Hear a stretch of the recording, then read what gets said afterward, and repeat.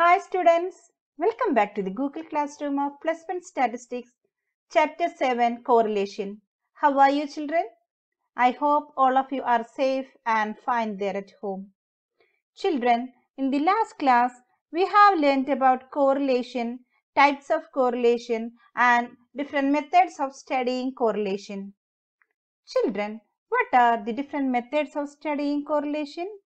Yes, scatter diagram method, Karl-Pearson's coefficient of correlation method, and Spearman's rank correlation method. Today, we will study about Karl-Pearson's coefficient of correlation method.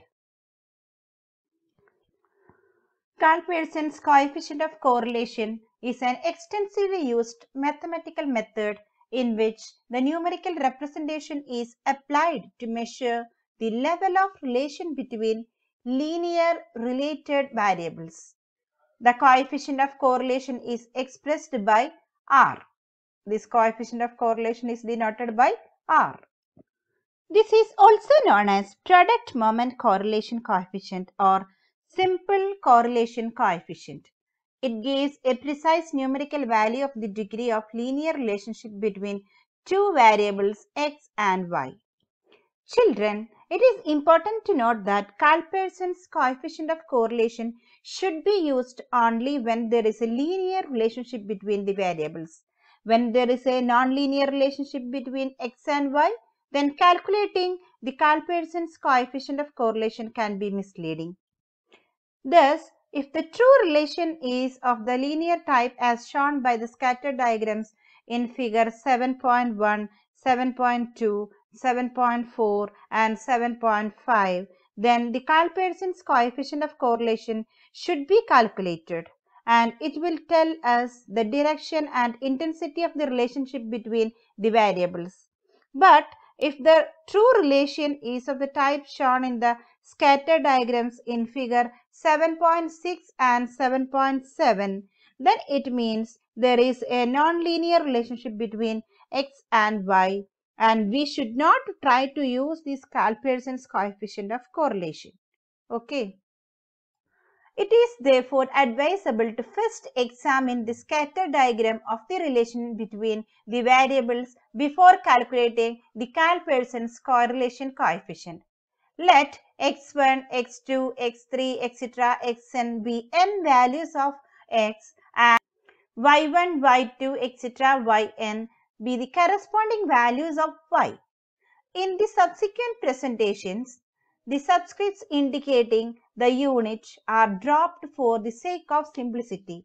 The arithmetic means of x and y are defined as x bar is equal to sigma x by n and y bar is equal to sigma y by n, and their variances are as follows. Sigma square x is equal to sigma x minus x bar all square divided by n. That means sigma x square divided by n minus x bar square.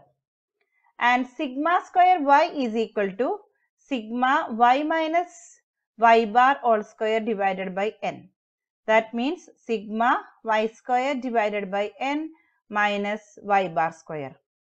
The standard deviations of x and y respectively are the positive square roots of their variances. Covariance of x and y is defined as covariance of x and y is equal to sigma x minus x bar y minus y bar divided by n, that is equal to sigma xy divided by n, where x is equal to x minus x bar and y is equal to y minus y bar are the deviations of the ith value of x and y from their mean values respectively.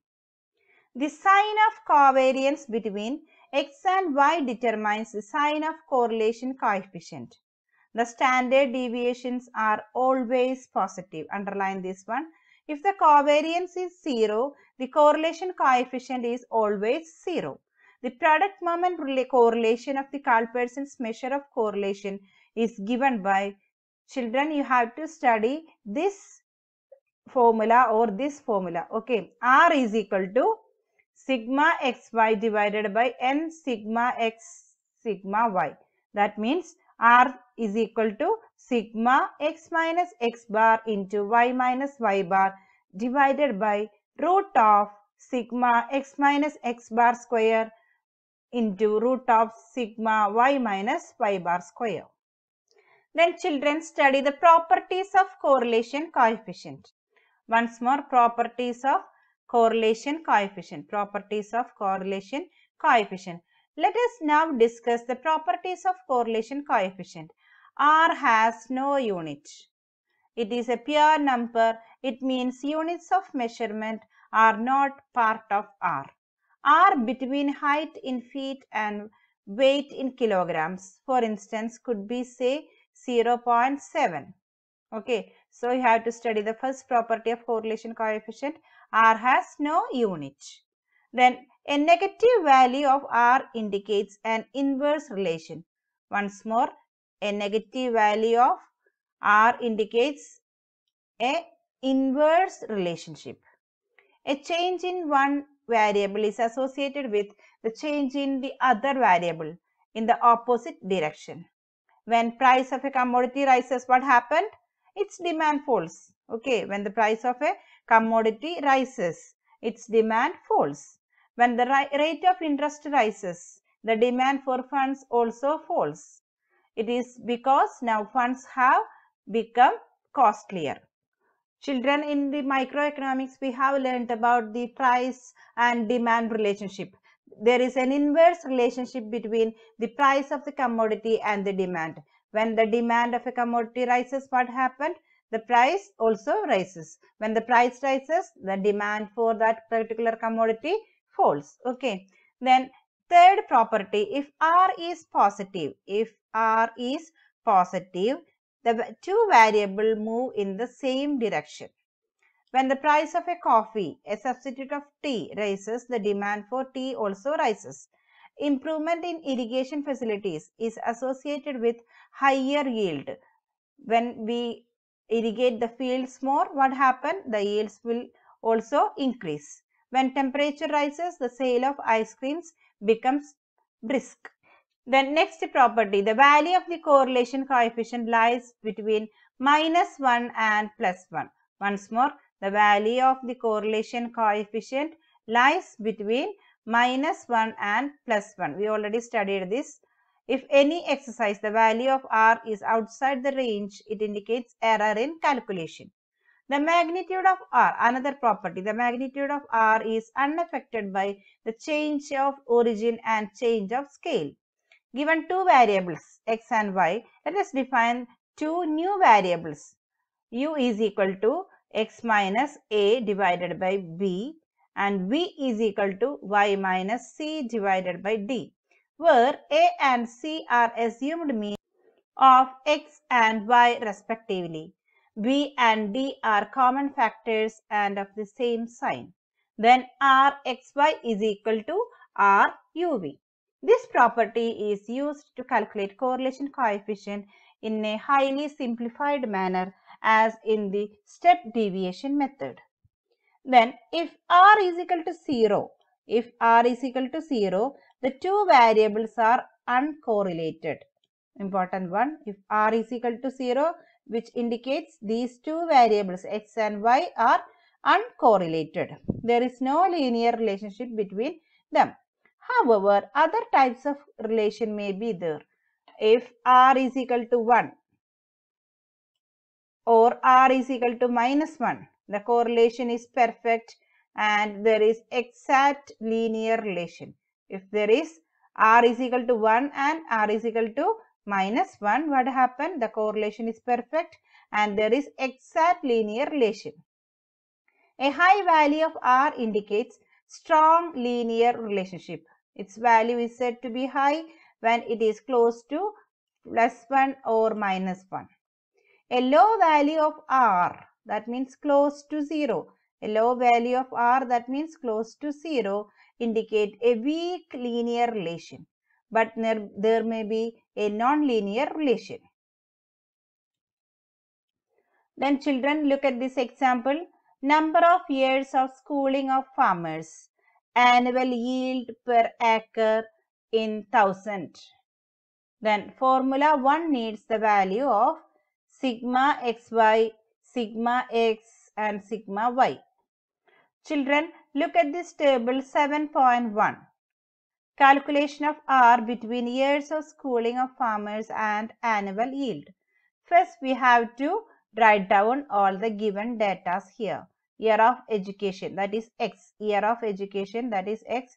0, 2, 4, 6, 8, 10, 12. Then what is sigma X? The total of all these X numbers. Okay, that is 42. Then we have to find out X bar. What is X bar? Sigma X divided by N. What is the total number of items? 1, 2, 3, 4, 5, 6, 7. So 42 divided by 7. X bar is equal to sigma X by N. That means 42 divided by,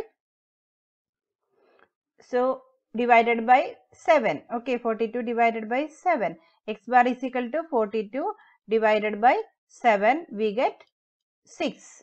Then X minus X bar is equal to 0 minus X bar. 0 minus 6 is equal to minus 6. Then 2 minus 6 is equal to minus 4. 4 minus 6 is equal to 2. 6 minus 6 is equal to 0. 8 minus 6 is equal to 2. 10 minus 6 is equal to 4. 12 minus 6 is equal to 6. Then we have to find out X minus X bar square. Okay. X minus X bar square is equal to 36, 16, 4, 0, 4, 16, 36. Then we have to find out the total of this X minus X bar. We get sigma X minus X bar square. Okay. Sigma X minus X bar square is equal to 112. Then annual yield per acre in 1000 rupees. We have to write down all these data here: 4, 4, 6, 10, 10, 8 and 7. Then find out the sigma, or find out the total. We get sigma y. Sigma y is equal to 49. Then number of items: 1, 2, 3, 4, 5, 6, 7. So y bar is equal to 49 divided by 7. 49 divided by 7. We get 7. Okay. Then y minus y bar is equal to 4 minus 7. 4 minus 7 is equal to minus 3. Then 6 minus 7 is equal to minus 1. 10 minus 7 is equal to 3. 10 minus 7 is equal to 3. 8 minus 7 is equal to 1. 7 minus 7 is equal to 0. Okay. Then we have to find out y minus y bar square. 9, 9, 1, 9, 9, 1 and 0. Then find out sigma of this y minus y bar square. We get 38. Then we have to find out another important one: x minus x bar into y minus y bar. That means minus 6 into minus 3. Okay, that is equal to positive 18. Then minus 4 into minus 3 is equal to 12. Minus 2 into minus 1 is equal to 2. 0 into 3 is equal to 0. 2 into 3 is equal to 6. 4 into 1 is equal to 4. 6 into 0 is equal to 0. So, for getting this x minus x bar into y minus y bar, we have to multiply all these values, all these x minus x bar values with this y minus y bar values. We get this x minus x bar into y minus y bar. Then we have to find out the sigma. Okay, for sigma, we have to add all these things and we get 42. Then apply all these values to the formula directly. Okay, sigma xy is equal to 42. Sigma xy